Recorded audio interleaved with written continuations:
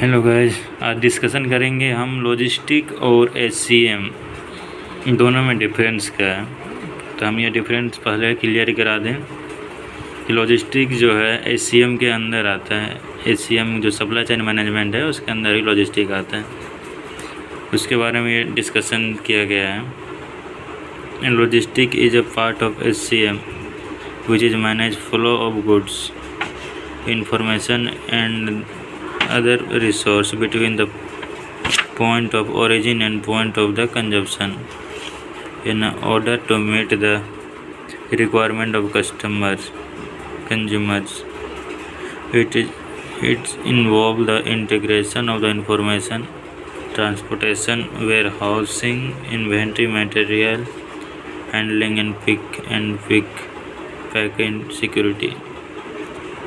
ये clearly define किया गया कि लॉजिस्टिक जो है एचसीएम का पार्ट है, जो कि उपभोक्ताकर्ता के आवश्यकताओं और उनकी मांग को मैनेजमेंट करता है, यानी देखता है।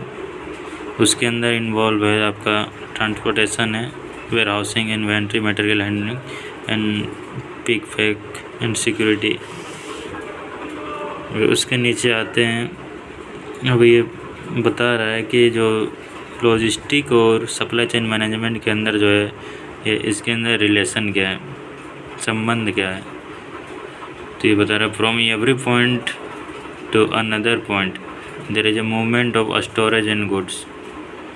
जो सप्लाई चेन मैनेजमेंट और लॉजिस्टिक है उसके बीच में गुड्स का मूवमेंट होते रहता है और उनका प्रबंधन करना दोनों में शामिल है, लॉजिस्टिक में भी और एचसीएम में भी। Logistic from A integral part of the entire supply chain, जैसा कि हम पहले ही बताए थे कि जो लॉजिस्टिक है सप्लाई चेन के अंदर ही आता है, एचसीएम के अंदर। तो ऑब्वियसली बात है, ये एक सप्लाई चेन मैनेजमेंट का ये जो एक हिस्सा है। और थर्ड पॉइंट है आपका logistic present in every point in supply chain.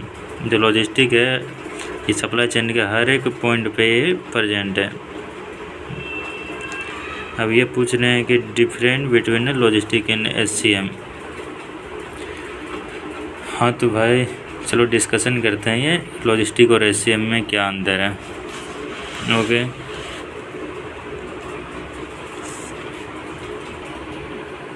तो सप्लाई चेन मैनेजमेंट के अंदर आता है लॉजिस्टिक, तो आता है ये लॉजिस्टिक का बगल में दिया हुआ है राइट साइड, और लेफ्ट साइड दिया है इसका सप्लाई चेन मैनेजमेंट।